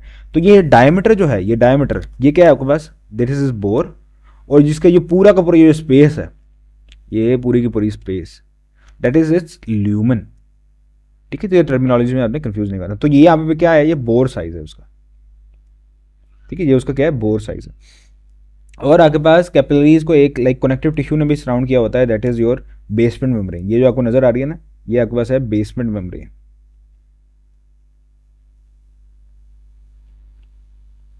Basement membrane. अब कैपिलरीज ना आपके पास डिफरेंट कैटेगरीज में आगे डिवाइड होती हैं। You have continuous capillaries, you have fenestrated, you have like sinus capillaries. तो बेसमेंट मेम्ब्रेन की बेसमेंट मेम्ब्रेन और जो जो आपके पास पोर्स मौजूद है ना, अब कैपिलरीज में एक्सचेंज ऑफ मटेरियल होना है, तो कैपिलरीज में आपके पास जो एंडोथेलियल सेल्स हैं उन दोनों में आपके पास क्या होता है, कुछ फासला होता है। मैं आगे बात समझाता हूँ चीज़ें। ये एक सेल है, ये दूसरा सेल है, उन दोनों में जो है आपके पास कुछ स्पेसिस होते हैं, ठीक है। उन स्पेसिस से जो न्यूट्रिएंट्स है वो पास करते हैं और एक्स्ट्रा सेलुलर इन्वायरमेंट मैट्रिक्स में आ जाते हैं, एक्स्ट्रा सेलुलर मैट्रिक्स में आ जाते हैं। और वो एक्स्ट्रा सेलुलर मैट्रिक्स जो है आपके पास वहाँ से गया, इसको इंटरस्टिशियल फ्लूइड आप कह देते हो, ठीक है। ब्लड से बाहर आ गया, इसको कह देते हो आप इंटरस्टिशियल इंटरस्टिशियल फ्लूइड। अब वो इंटरस्टिशियल फ्लूइड फिर आपके पास डायरेक्टली सेल से जो है आपके पास डायरेक्ट सेल जो है फिर वहाँ से जो है न्यूट्रिएंट्स जो है हासिल करते हैं, राइट। तो पोर्स वो सब होते हैं क्योंकि ये परमिएबल होता है। Capillaries are the only permeable, arteries और वेन परमिएबल नहीं है, ठीक है। और पेरिसाइड ये स्पोर्टिव सेल्स होते हैं, स्पोर्टिव सेल्स जो कि आपके पास बेसमेंट मेम्ब्रेन के अंदर और एंडोथेलियल सेल से बाहर प्रेजेंट होते हैं, पेरिसाइड्स। अच्छा, और ये वेन्स और आर्टरीज में प्रेजेंट नहीं होते। अच्छा, अब ये ना एक यहाँ पर ना, इससे पहले मैं आगे जाऊँ, यहाँ पे हम डिस्कस कर लेते हैं। कैपिलरीज में आपके पास कोई एक्सचेंज होना स्टार्ट हो जानी है ना, कैपिलरीज में आपके पास एक्सचेंज और मटेरियल जो है वो स्टार्ट हो जानी है। इसको मैं थोड़ा सा यहाँ पे कर देता हूँ। कैपिलरीज में आपके पास एक्सचेंज जो है वो स्टार्ट हो जानी है, एक्सचेंज ऑफ मटेरियल। अब कैपिलरीज में क्योंकि एक्सचेंज ऑफ मटेरियल स्टार्ट हो जानी है, तो एक्सचेंज ऑफ मटेरियल आपके पास दो प्रोसेस से हो सकती है ना। आपके पास क्या है, एक है एक्टिव प्रोसेस, एक है पैसिव प्रोसेस। एक्टिवली कोई चीज़ ट्रांसपोर्ट हो, एक है पैसिव प्रोसेस के जरिए से। एक्टिवली कौन कौन सी चीज़ें ट्रांसपोर्ट होंगी, जिनके सबसे पहले तो लाइक कोई चीज़ बहुत बड़ी है, ठीक है। एक्टिवली आपके पास मतलब कि एक्टिव प्रोसेस में कौन कौन से आ जाते हैं, अब मैंने एंडो साइटोसिस हो सकती है, एंडोसाइटोसिस भी आपके पास एक्टिव प्रोसेस होता है, और एक्सोसाइटोसिस भी आपके पास एक्टिव प्रोसेस होता है, ठीक है ना। अब एक्सचेंज जो मटेरियल हो रहा है ना, सेल से चीज़ें सेल के अंदर भी जाएंगी और सेल से बाहर भी निकलेंगी। सेल से अंदर जो आ रही है एंडोसाइटोसिस, सेल से बाहर जो आ रही है एक्सोसाइटोसिस।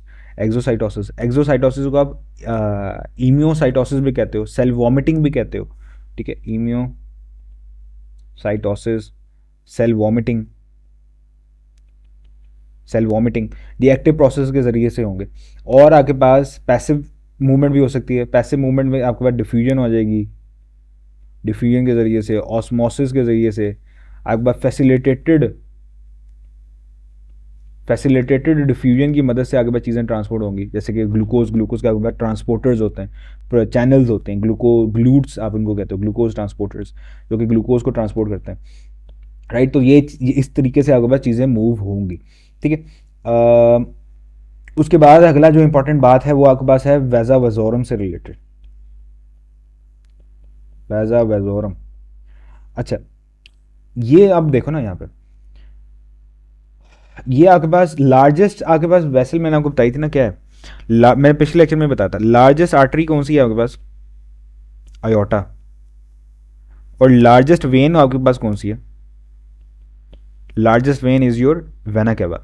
वेना कैवा भी कौन सा, वेना कैवा आपके पास कौन सा होगा, इन्फीरियर सुपीरियर। मैंने आपको पिछले लेक्चर में बताया था इन्फीरियर, क्यों, क्योंकि इन्फीरियर ने पूरी बॉडी से लेना है ना, सुपीरियर ने सिर्फ ऊपर वाले पार्ट से लेना है, ठीक है, सुपरफिशियल पार्ट से लेना है, इन्फीरियर ने पूरी बॉडी से लेना है। तो inferior vena logically speaking inferior vena in vena cava have to be, and inferior vena cava has to be like much larger as compare to superior vena cava. अच्छा, अब जो बड़ी ब्लड वेसल्स है ना, कैपिलरीज तो आराम है, capillaries की वन सेल थिक जो है आपके पास, जस्ट वन सेल थिक आपके पास सेल्स मौजूद है। जो आर्टरीज और वेन्स हैं ये बहुत बड़ी हैं, अब मस्कुलर लेयर भी है दरमियान में, एक एक्सटर्नल लेयर भी है। अब डिफ्यूजन डिफ्यूजन अब सवाल पैदा ये होता है, जो सवाल आपका जो है ना, जो जेन्युइन सवाल होता है वो ये होता है, सर ये देखें ये कैपिलरी जा रही है, ये कैपिलरीज नहीं, या सॉरी आर्टरीज जा रही है, ये आर्टरी जा रहा हूँ, इसके अंदर न्यूट्रिएंट्स मौजूद हैं, न्यूट्रिएंट्स इसके अंदर मौजूद हैं, ये फॉर एग्जांपल न्यूट्रिएंट्स हैं, और आरबीसीज में मौजूद हैं फॉर एग्जांपल, और ये सेल पड़ा है बाय। हमें क्यों, इसकी क्या रीज़न है कि कैपिलरीज में आकर ही जो ट्रांसपोर्ट है वो स्टार्ट होनी है, कैपिलरीज से पहले क्यों नहीं हो सकती, आर्टरीज या वेन्स में क्यों नहीं हो सकती, रीज़न है डिफ्यूजन। डिफ्यूजन जो है सिर्फ और सिर्फ हो सकती है एक नैरो रेंज के अंदर, नैरो रेंज के अंदर, ठीक है।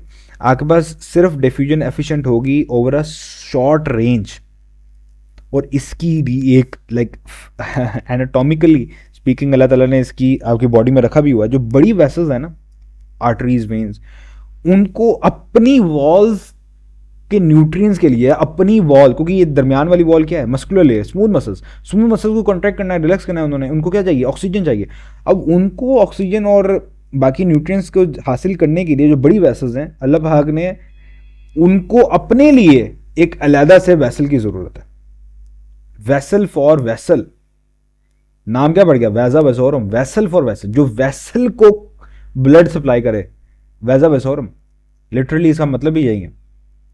इसीलिए कि कैपिलरीज में डिफ्यूजन जो है वो स्टार्ट होती है, क्योंकि आप यहीं से देख लो कि जो बड़ी वेसल्स हैं वो तो अपनी सवाल पता ये होता है ना, सर बड़ी वेसल जा रही है, इसके अंदर ऑक्सीजन मौजूद है, आर्टरी की हम बात कर रहे हैं, ऑक्सीजन मौजूद है, इसके यहाँ पे जो स्मूथ मसल्स हैं वो खुद ही यहीं से ऑक्सीजन डायरेक्टली ले लें, इनको अलहदा से एक और वेसल की ज़रूरत क्यों है जो इनको जो है ऑक्सीजन प्रोवाइड करे।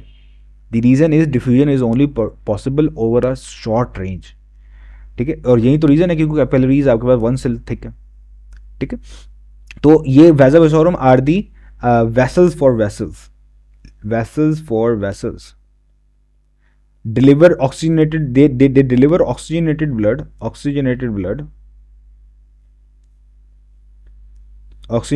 to vessels, ठीक है। और वेसल्स भी आपके पास लार्जर वेसल्स की बात हो रही है, छोटे वेसल्स की बात नहीं हो रही। अब यहाँ पर देखो, अगर बड़ी वेसल, ये आपके पास एक बड़ी वेसल का आपके पास यहाँ पे दिखाया हुआ है, आपके पास स्लाइड है, ये बड़ी वेसल, ये वाली जो है ना, ये आपके पास ट्यूनिका एक्सटर्ना है, ये वाली, let me use a different colour, ये सही रहेगा, ये आपके पास एक लार्जर, ये ट्यूनिका एक्सटर्ना है, ये बाहर वाली layer, this is tunica media, और ये ट्यूनिका इंटीमिया होगी अंदर, ये ट्यूनिका मीडिया है सारी, और क्योंकि ये देखो ना यहाँ पे सेल्स मौजूद है, और फिर ऊपर जो आपके पास ट्यूनिका इंटीमिया होगी।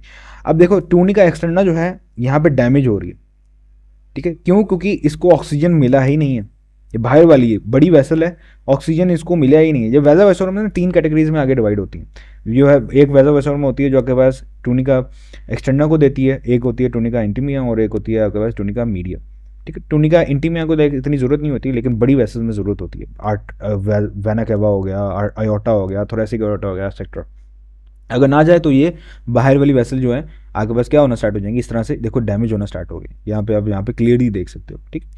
अच्छा भाई साहब, और ये डैमेज होना स्टार्ट हुई है तो आपके पास टूनिका एक्सटेंडर जो है इलास्टिक टिश्यू से मिलकर बनी है, ठीक है। उन्होंने इलास्टिसिटी को मेंटेन रखना है, तो वो इलास्टिसिटी मेंटेन नहीं हो पाएगी, ब्लड वेसल डैमेज हो जाएगी।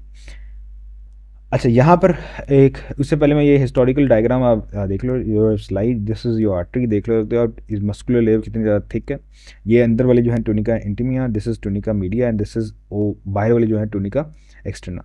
और वेन देख लो उसका उसका उसका ल्यूमन बड़ा है, और लेकिन muscular layer is very thin, और टूनिका इंटीमिया तो भी थिन है, और टूनिका एक्सटर्ना भी थिन है एज़ कम्पेयर टू आर्टरीज।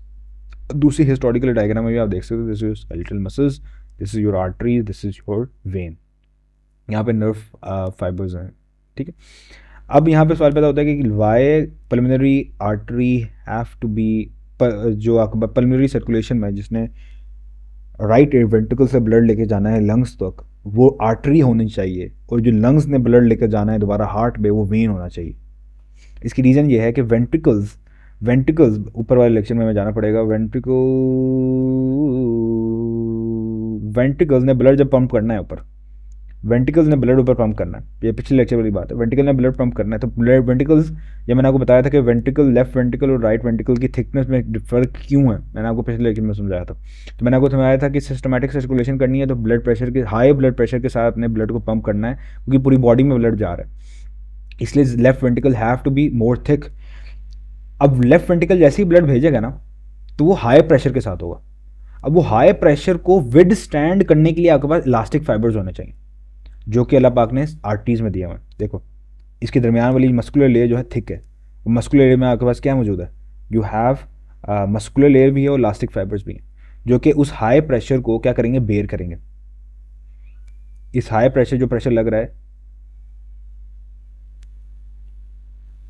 इसको बेयर करेंगे, इसको ऑब्जॉर्ब कर लेंगे, इसको डैम कर देंगे। यहाँ पे डैम्पिंग होगी ना, ऑफ कोर्स फिजिक्स का डैम्पिंग प्रोसेस होगा।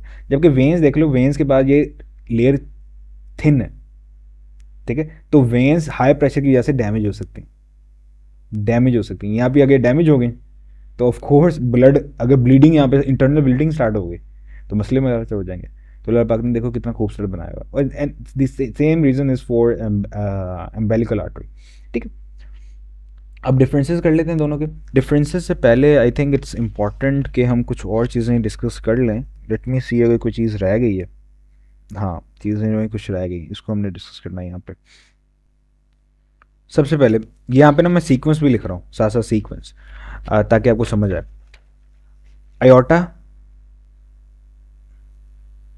पिंक कलर नहीं, ये यूज़ करते हैं, चलो ऑरेंज अभी तक यूज़ नहीं किया, वो टाइम हो गया। अयोटा,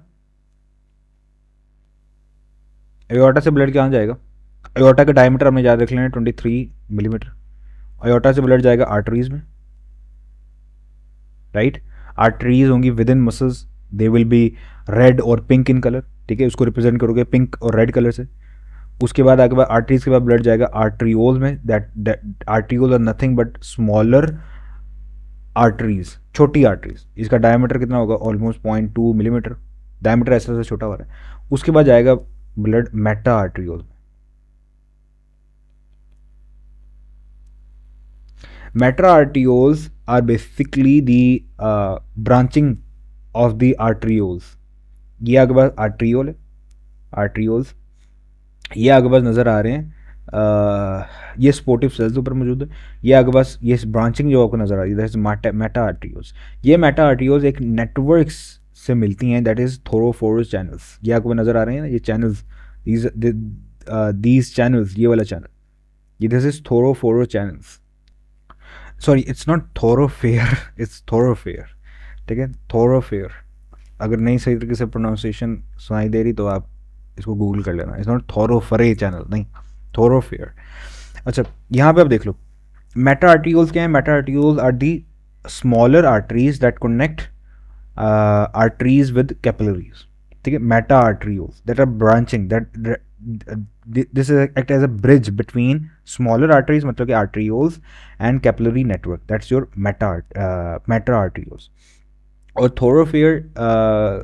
थोरोफेयर चैनल्स, ये आपके पास डायरेक्ट पैसेज हैं from meta arterioles to venues.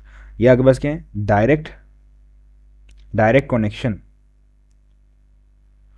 To venules. या अगर वेन्यूल है, वेन्यूल आर स्मॉलर वेन्स, जैसे कि आर्टरियोज दैट आर स्मॉलर आर्टरीज। ठीक है, इन दोनों ने डायरेक्ट कनेक्ट करना है, इसको कहते हैं एनास्टोस्मोस कहते हो आप इसको, लेकिन आपके सिलेबस में हिस्सा नहीं है ये।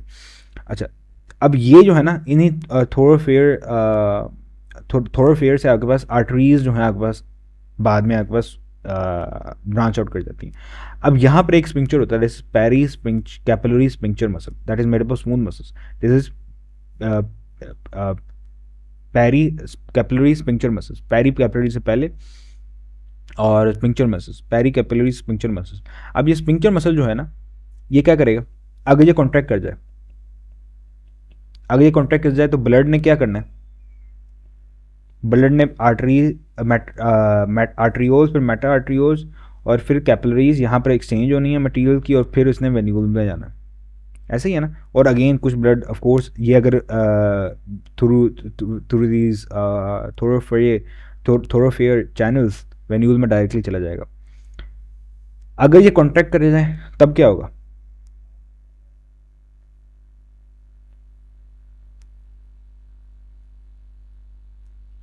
अगर ये कॉन्ट्रैक्ट कर जाए फिर क्या होगा? मेटा आर्ट्रियोल्स और ब्लड कैपिलरीज में जाएगा नहीं, डायरेक्टली जो है वेन्यूज में चला जाएगा। यही काम करना। अगर ये capillary pre capillary sphincter muscle जो है, इट्स नॉट पैरी, मैं भी वही कह रहा था, इट्स प्री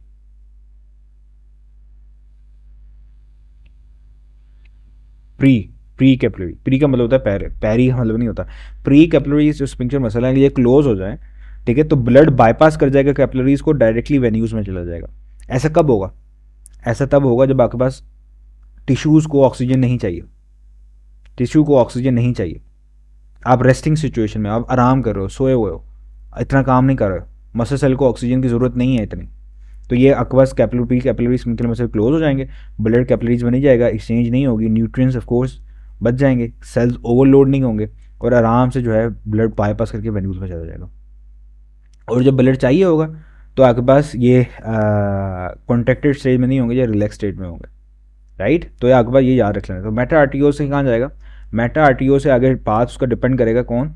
थोरोफेयर चैनल्स, थोरोफेयर चैनल्स, या फिर तो जाएगा कैपिलरीज में, क्या जाएगा? वेन्यूल्स में। और कैपिलरीज में भी जा रहा है तो डायरेक्ट जाना है उसने कहाँ पर? वेन्यूल्स में। वेन्यूल्स के बाद, वेन्यूल्स का लाइक जो बोर है उसका वो अराउंड 40 to 50 माइक्रोमीटर, वहाँ से उसने जाना है वेन्स में। Veins are blue in colour, veins are also called like capacitance vessels. फिर आ जाना है वेना कैवा में, वेना कैवा से हार्ट में जाना है, फिर पल्मोनरी सर्कुलेशन, फिर दोबारा से एओर्टा में। तो ये आपके पास पूरा का पूरा एक सीक्वेंस है जो कि हमने याद किया हुआ, ठीक है। तो ये thoroughfare channels and these things are very important, जो कि हमने याद रखनी है। इसमें एक और टर्मिनोलॉजी है, स्पेस ख़त्म हो गई लेकिन इल्म ख़त्म नहीं हुआ। यहाँ पर डिस्कस कर लेते हैं, चलो ये यहाँ पर डिस्कस करते हैं। That is vasomotion. अब आर्टरीज और वेन्स के बाद स्मूथ मसल की एक टूनिका मीडिया में स्मूथ मसल्स की एक लेयर है, ठीक है, कवरिंग है। अब वैजो मोशन है spontaneous, rhythmic of course, contraction and relaxation of blood vessel walls. और ब्लड वेसल की वॉल अगर कॉन्टैक्ट और रिलैक्स करेंगी तो ब्लड जो है आराम से मूव करेगा। कहाँ पे मूव करेगा? जहाँ पे ब्लड प्रेशर कम होगा।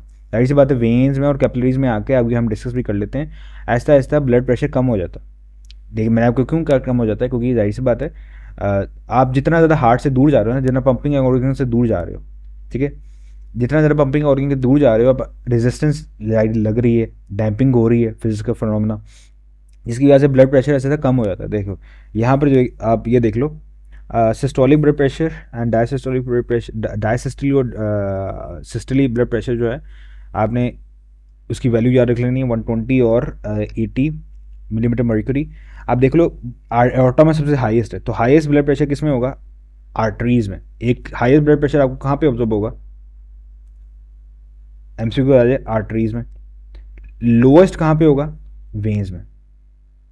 ठीक है, लोएस्ट कहाँ पे होगा? वेन में। इसको सिंपल ये है कि हार्ट से जितना ज़्यादा आप दूर जाते जाओगे, हार्ट से जितना ज़्यादा दूर जाते जाओगे उतना ब्लड प्रेशर कम होता जाएगा। और वे कैपिलरीज में क्या होगा? ऑलमोस्ट कैपिलरीज में आके आपके पास जो डायसिस्टली और सिस्टली का जो डिफरेंस है वो बिल्कुल खत्म हो जाएगा। There is no difference, no difference, no difference in systolic और diastolic blood pressure. Diastolic blood pressure कोई डिफरेंस नहीं है दोनों में। ठीक है, कैपिलरीज में आके बिल्कुल डिफरेंस जो है डिमिनिश हो जाएगा।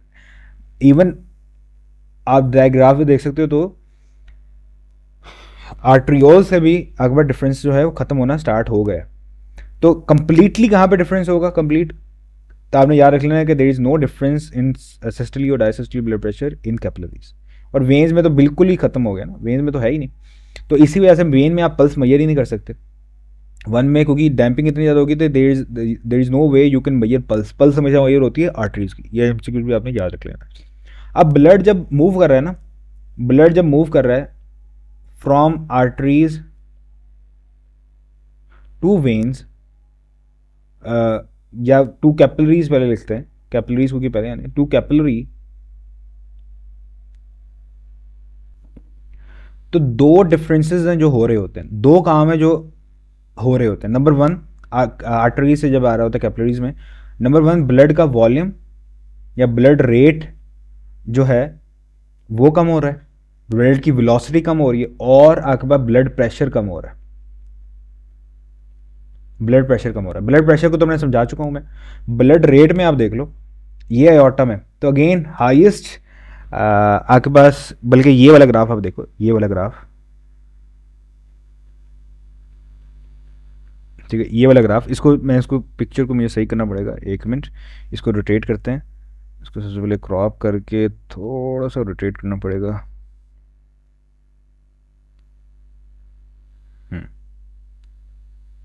बल्कि फिर उसकी लेबलिंग उन्होंने इस तरह से की हुई है। अच्छा, यहाँ से आप ग्राफ देखो, ग्राफ को हमने देखना है बस, बाकी चीज़ें छोड़ो। देखो सबसे हाईएस्ट कहाँ पे वेलोसिटी है? सबसे हाईएस्ट वेलोसिटी आगे बस किसने है? अगेन आर्टरीज में। एमसीक्यू याद है, सबसे हाईएस्ट वेलोसिटी कहाँ होती है? आर्टरीज में, सेंटीमीटर पर सेकंड के हिसाब से आपने देखी हुई है। उसके बाद ऐसा ऐसा वेलोसिटी कम होती है, और सबसे मिनिमम कहाँ पे आ गई है? मिनिमम आ गई है यहाँ पर, मिनिमम आ गया आपके पास कैपिलरीज में। यहाँ पे अपने पास एक्सेप्शन है, कैपिलरी में आके सबसे ज़्यादा मिनिमम आ गई है। और उसके बाद जो सबसे ज़्यादा वेलोसिटी इंक्रीज हो रही है और वेन में भी आके इंपॉर्टेंट है। तो सबसे कम वेलोसिटी कहाँ है? कैपिलरी में। सबसे हाईएस्ट क्या है आपके पास? आर्टरी में। अच्छा, अब दूसरी चीज़ को देखो, surface area, cross sectional area. Arteries का क्रॉस सेक्शनल एरिया बहुत कम है, लेकिन सबसे हाईएस्ट क्रॉस सेक्शनल एरिया किसका है? कैपिलरीज का। अब ये इंपॉर्टेंट बात है जो आपने लिखनी है, जो समझने की कोशिश करनी है। देखो अब अगर सवाल होगा कि सर क्रॉस सेक्शनल एरिया की क्या बात है, आपने अभी हमने डिस्कस किया, सर ये क्या बात कर रहे हो आप? आर्टरी का देख लो, बोर साइज देख लो, और कैपिलरी का बोर साइज देख लो। चलो आर्टरी को छोड़ो सर, वेन का देख लो, वेन का बोर साइज देखो कितना बड़ा है, आर्टरी कैपिलरी का कितना है? बहुत छोटा है। आपने भी लिखा है 7 to 9 माइक्रोमीटर, और वेन का तो आपने वेन अयोटा का फॉर एग्जाम्पल देख लो, अयोटा का 23 मिलीमीटर, कहाँ माइक्रोमीटर कहाँ मिलीमीटर, इतना ज़्यादा डिफरेंस। तो आप कह रहे हो यहाँ पे क्रॉस सेक्शनल एरिया, यहाँ पे क्रॉस सेक्शनल एरिया की बात नहीं हो रही, यहाँ पे क्रॉस सेक्शनल एरिया की बात हो रही है। यहाँ बोर साइज की बात नहीं हो रही, बोर साइज की बात नहीं हो रही यहाँ पर। ये बहुत ज़्यादा इंपॉर्टेंट बात है, बोर साइज की यहाँ पे बात हो ही नहीं रही, क्रॉस सेक्शनल एरिया। अब क्योंकि कैपिलरीज यहाँ पे इस ग्राफ में देखो, आर्टरीज बड़ी हैं और वो कन्वर्ट होते हैं कैपिलरीज। कैपिलरीज का इतना ज़्यादा जाल है आपकी पूरी की पूरी बॉडी में, इतना ज़्यादा नेटवर्क है, क्योंकि एक लार्ज सरफेस एरिया बना देता है, और जितना ज़्यादा लार्ज सरफेस एरिया उतना ज़्यादा आपके पास वेलोसिटी कम।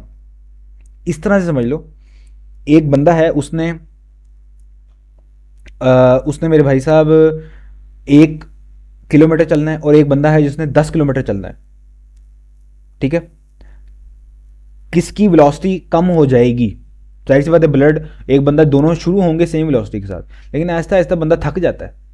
तो जो 1 किलोमीटर वाला है वो जल्दी पहुंचेगा, लेकिन एट द एंड जब वो एंडिंग लाइन में होगा तो उसकी स्पीड ज़्यादा होगी as compare to the person B, जो जब जब वो एंडिंग लाइन में पहुंचेगा तो उसकी स्पीड कम होगी। इस तरह से एनालॉग कर लो, क्योंकि कैपिलरीज का सरफेस एरिया बढ़ गया, क्रॉस सेक्शनल एरिया बहुत ज़्यादा बढ़ गया। और क्रॉस सेक्शनल एरिया भी, देखो देखो, अब मैं आपको रीज़न समझा देता हूँ इसकी, लॉजिकल रीज़न जो है, कैपिलरीज का जो बोर साइज है ना, that is almost equivalent to RBC diameter. RBC के डायमीटर के बराबर है, और आरबीसी का डायमीटर भी इतना ही होता है, ऑलमोस्ट 8 माइक्रोमीटर के करीब।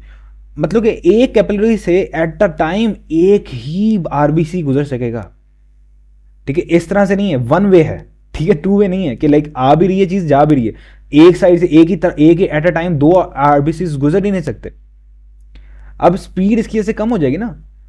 आप बाजार में खड़े हो, इतना रश है, और जगह भी, गली भी बहुत छोटी सी है, लोग भी ज़्यादा हैं, चाहे जितना मर्जी धक्का दे दो, आराम से ही आपको जितना टाइम लगना है, आपको कम टाइम लगना है, वेलोसिटी अभी कम हो जानी है, कोई रश बहुत ज़्यादा, क्योंकि जगह छोटी है, गली छोटी है, कैपिलरीज की गली छोटी है, तो ब्लड वहाँ स्लो डाउन हो जाता है, ठीक है, ब्लड वहाँ स्लो डाउन हो जाता है। तो ये आपने बात याद रख लेनी है, ये लॉजिकल रीजनिंग होगी, लॉजिकल आंसर हो गया, क्योंकि कैपिलरीज का क्यों वेलोसिटी सबसे ज़्यादा वहाँ पे कम है, और सरफेस एरिया किसका ज़्यादा, सबसे ज़्यादा है क्रॉस सेक्शनल एरिया कैपिलरीज का। तो ये आपने बातें याद रख लेनी है। अच्छा, उसके बाद एक जो है ना कैपिलरीज की रिलेटेड ही, कैपिलरीज में आपके पास जब एक्सचेंज होना स्टार्ट हो रही है, कैपिलरीज में आपके पास एक्सचेंज होना स्टार्ट हो रही है, तो एक्सचेंज जो है कैपिलरीज और टिश्यू में 3 तरीकों से हो सकती है। Number 1 is the active transport, जो कि हम ऊपर डिस्कस कर चुके हैं। एक्टिव ट्रांसपोर्ट में एंडोसाइटोसिस और एक्सोसाइटोसिस हो जाएगी, ठीक है। और आपके पास नंबर 2 हो सकती है पैसिवली, पैसिवली मूव हो सकती हैं चीज़ें आराम से। और नंबर 3 इंटरसेलुलर स्पेसिस से भी हो सकते हैं। इंटरसेलुलर स्पेसिस से ब्लड निकलेगा और आपके पास आ जाएगा एक्स्ट्रा सेलुलर मैट्रिक्स में। एक्स्ट्रा सेलुलर मैट्रिक्स और चीज़ है, एक्स्ट्रा सेलुलर फ्लूइड और चीज़ है, ईसीएफ और चीज़ है। ब्लड इज है extra cellular fluid.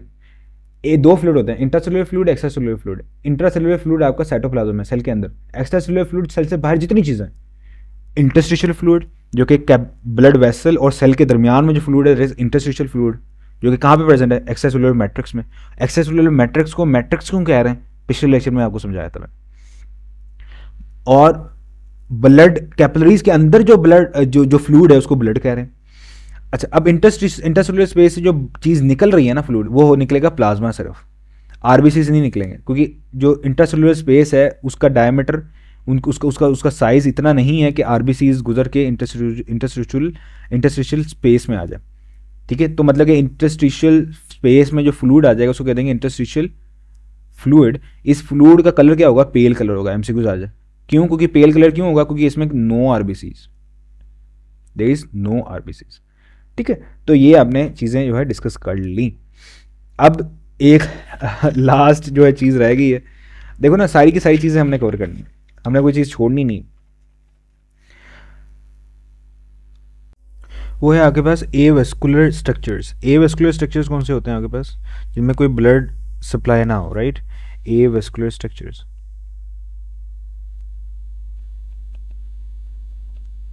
avascular structures, avascular organs with the organs that have no blood supply।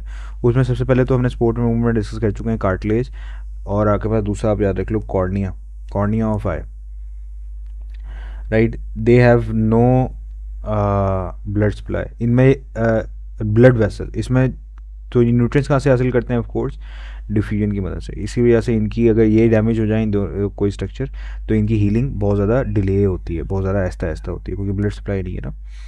अच्छा, और उसके बाद जाहिर सी बात है, जो आपके पास आर्ट्रियोल्स है ना, आर्ट्रियोल्स, थर्मो रेगुलेशन में हमने डिस्कस किया था वैजो कंस्ट्रिक्शन, वैजो डायलेशन।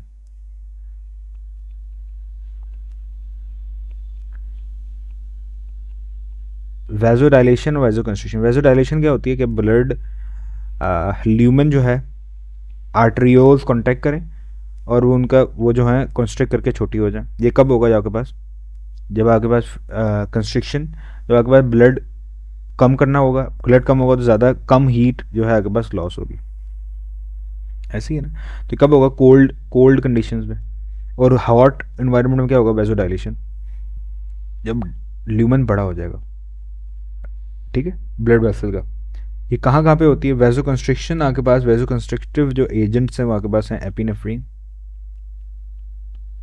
ठीक है। और वेजो डायलेटिक एजेंट्स में आपको आ जाता है प्रोस्टाग्लैंडिन्स,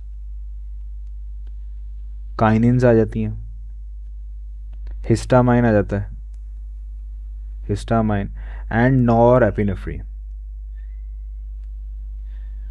बाय द वे मैंने आपको डिस्कस, ये हमने सारे डिस्कस वैसे कर भी लिया था। एपिनेफ्रीन हाई डोज में वेजो कंस्ट्रिक्शन, वेजो डायलेटर के तौर पे, लाइक ये हमने रिस्पायरेशन वाले चैप्टर में इसको डिटेल से किया, तो आप वहाँ से कर सकते हो, ठीक है। कोई इसमें मुझे लग रहा है कि कोई चीज़ हमने मिसिंग की है। Epinephrine is vasoconstriction but bronchodilator, bronchodilator, ठीक है। और इसी तरीके से हिस्टामाइन जो है आपके पास vasoconstriction but vaso bronchodilator है।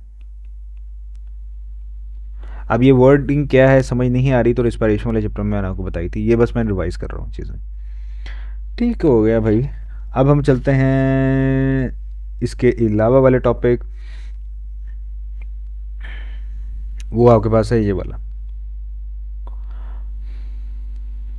सबसे पहले याद रख लेना कि एक हार्ट बीट में सबसे मैक्सिमम ब्लड जाता है लिवर के पास, फिर जाता है, उससे कम जाता है किडनी के पास, उससे कम जाता है आपके पास ब्रेन के पास, ठीक है। मोस्ट अबंडेंट ब्लड सप्लाई किसकी है? Most abundant blood supply liver की।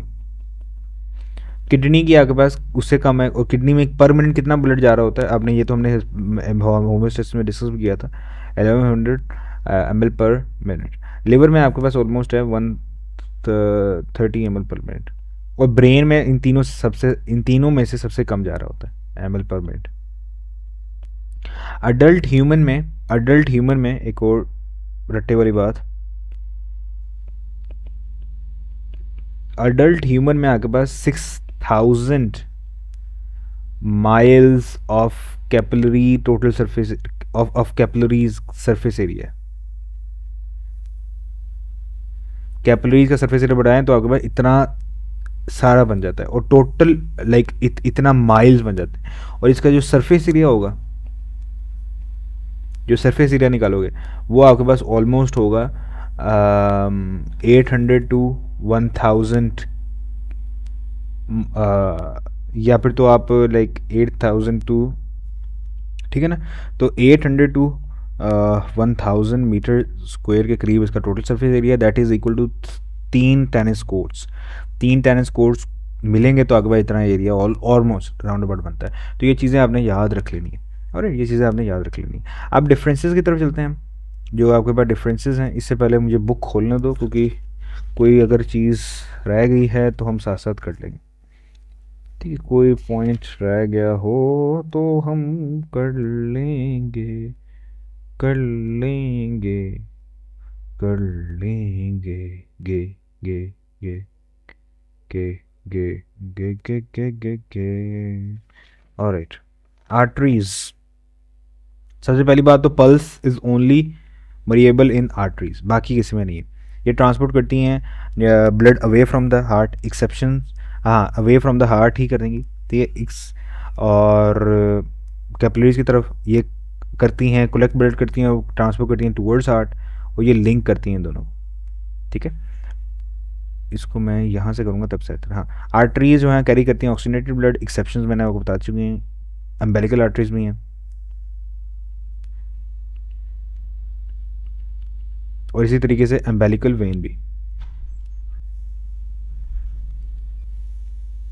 Umbilical umbilical when, right, oxygenated blood को कैरी करती है, और इनमें मिक्स हो जाता है, ठीक है। कोई वॉल्व नहीं होता इनमें, except at the base of aorta and pulmonary, aortic pulmonary valve and aortic valve, ये एक्सेप्शंस होगी।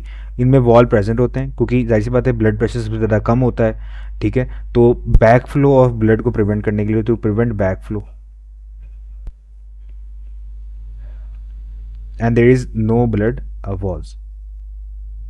High blood pressure, low blood pressure, सब फॉलिंग ब्लड प्रेशर, ठीक है। सबसे लीस्ट आपके पास कहाँ पे होगा? वेना कैवा में। सबसे हाईएस्ट कहाँ पे होगा? एओर्टा में। ठीक है। वॉल्स अगर बात कर लें तो आप पल्स पल्स पल्स मेजर कर सकते हैं, आप यहाँ पे पल्स मेजर नहीं कर सकते आप, राइट। ब्लड फ्लो सबसे ज़्यादा रैपिड है, इतने मीटर पर second, this is very important for MCQs. यहाँ पे रेट जो है आहिस्ता आहिस्ता कैप वेन में आर्टरीज़ के निस्बत कम होता है, लेकिन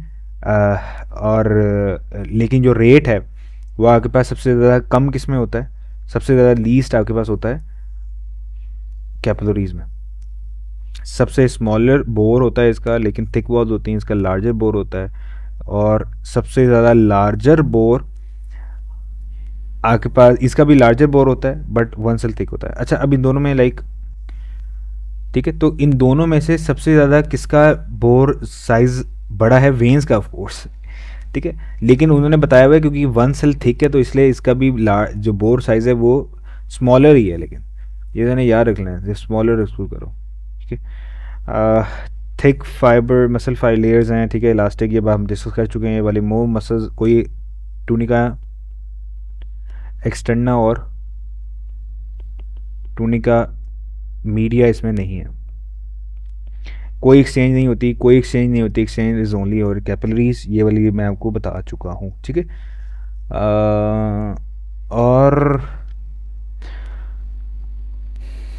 और आपके पास सारी की सारी वेन्स आपके पास deoxygenated blood plus nutrient deficient blood को कैरी करती, न्यूट्रिएंट डेफिशिएंट ब्लड। जाहिर सी बात है कैपिलरीज में न्यूट्रिएंट्स की एक्सचेंज हो चुकी होगी, तो वेन ने ब्लड कहाँ से लेना है? कैपिलरी से। तो कैपिलरीज में जो वेन जब आएगा ब्लड तो वो न्यूट्रिएंट पुअर होगा, न्यूट्रिएंट पुअर ब्लड, ठीक है, एक्सेप्ट हिपैटिक पोर्टल वेन। मैंने हिपैटिक पोर्टल वेन को डिटेल से बताया था, हिपैटिक पोर्टल वेन क्या है, हिपैटिक पोर्टल आर्टरी क्या है, हिपैटिक पोर्टल वेन क्या है, हेपैटिक वेन क्या है, ठीक है। तो आप वहाँ से वो डाइजेशन वाला चैप्टर पढ़ोगे तो आपको समझ आ जाएगी। तो आपके पास हेपैटिक पोर्टल वेन वो वाली वेन लाइक जिसमें आपके पास लाइक डीऑक्सीनेटेड ब्लड है, लेकिन ये न्यूट्रिएंट रिच है, न्यूट्रिएंट रिच ब्लड इसके अंदर होता है, ठीक हो गया। तो ये थे आपके पास सारे का सारा, यहाँ तक आगे चलते हैं।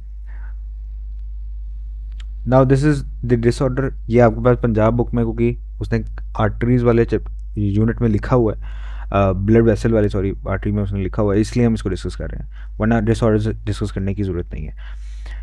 अथेरोस्क्लेरोसिस, ये आपके पास एक कंडीशन है जिसमें आपके पास फैटी एसिड डिपॉजिट हो जाते हैं in the lumen of the arteries, ठीक है। और it's the combination of atheroma and आर्टीरोस्क्लेरोसिस।